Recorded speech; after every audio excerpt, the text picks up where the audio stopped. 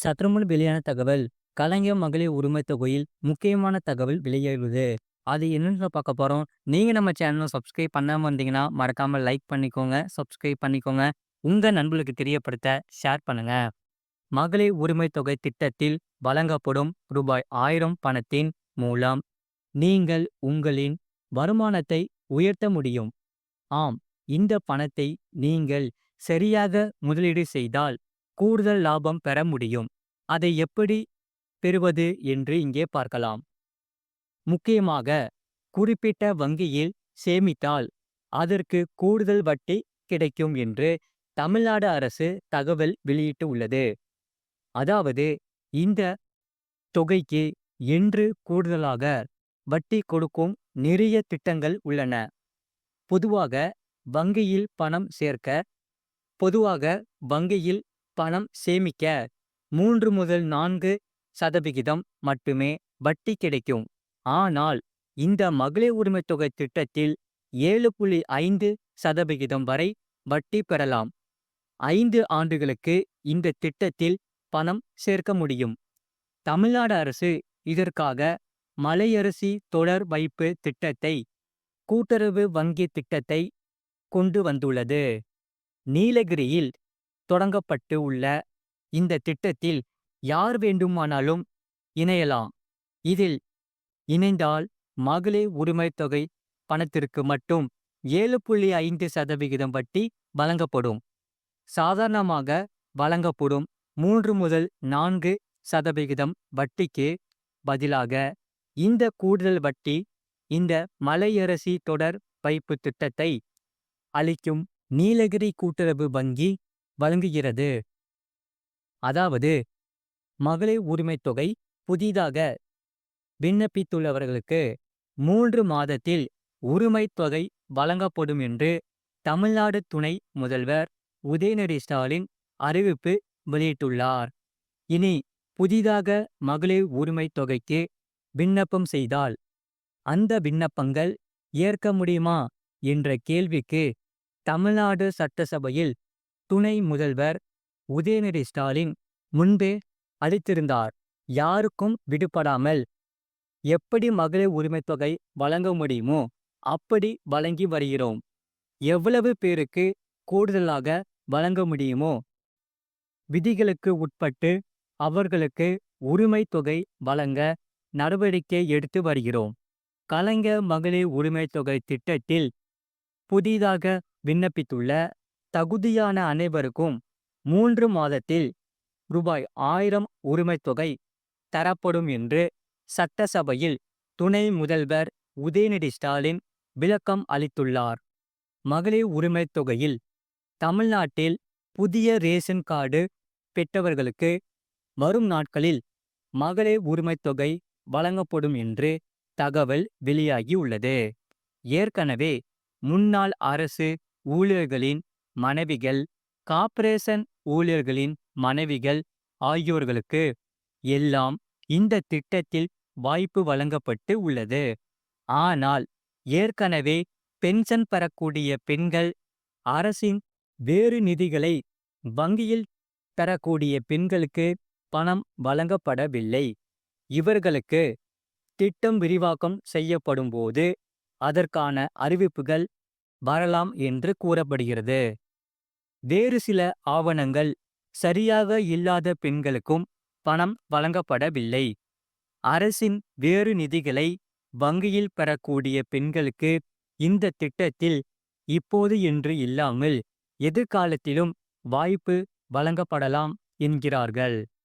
மாறாக, ஆவணங்கள் சரியில்லாத பெண்கள் இனி திருமணமாகி குடும்ப தலைவியாகும் பெண்கள் ரூபாய் 1000 பெறுவதற்கு விண்ணப்பம் செய்யலாம். இப்போது செய்ய முடியாது என்றாலும் அடுத்த சில நாட்களுக்கு பின் திட்டத்தை விரிவாக்கம் செய்வது தொடர்பாக அறிவிப்பு வெளியாகலாம் என்கிறார்கள். அப்போது விடுபட்டவர்கள் விண்ணப்பங்களை மேற்கொள்ளலாம் என்று அறிவிக்கப்பட்டு உள்ளது. அது மட்டும் இல்லாமல், சேமிப்பு நிகராக வருமானம் ரூபாய் 6.5 லட்சத்திற்கு மேல் தரும் சூப்பரான போஸ்ட் ஆஃபீஸ் திட்டம். அதை சொல்லி தான் பார்க்க போறோம். மறக்காம நீங்க லைக் பண்ணிக்கோங்க, சப்ஸ்கிரைப் பண்ணிக்கோங்க. அதாவது போஸ்ட் ஆஃபீஸ் பிரபலமான சேமிப்பு திட்டமாக பொது வருங்கால வைப்பு நிதி பிபிஎஃப் கணக்கு உள்ளது. இந்த திட்டம் முதலீட்டாளர்களுக்கு நல்ல லாபத்தை வழங்குகிறது. இந்நிலையில் பிபிஎஃப் திட்டம் முதலீடு மற்றும் பலன்கள் குறித்து தற்போது விரிவாக பார்க்கலாம். இன்றைய காலகட்டத்தில் அனைவரும் ஏதேனும் ஒரு சேமிப்பு திட்டத்தில் பணத்தை போடுகின்றனர். நிம்மதியான எதிர்காலத்தில் யாருடைய உதவியையும் எதிர்பாராமல் வாழ்வதற்கும் சேமிக்க வேண்டியது அவசியம். இவ்வாறு திட்டமிட்டு சேமிக்கும்போது முதலீட்டாளர்கள் நல்ல லாபத்தை பெறலாம். இந்நிலையில் போஸ்ட் ஆஃபீஸ் உள்ள பிரபலமான சேமிப்பு திட்டம் பற்றி தற்போது முழுமையாக பார்க்கலாம். அனைவருக்கு ஏற்ற விதமான பல்வேறு சேமிப்பு திட்டங்களை தபால் நிலையங்கள் செயல்படுத்தி வருகின்றன. மூத்த குடிமக்கள், பெண்கள், குழந்தைகள் என எல்லோருக்கும் தனித்தனியாக சேமிப்பு திட்டங்கள் உள்ளன.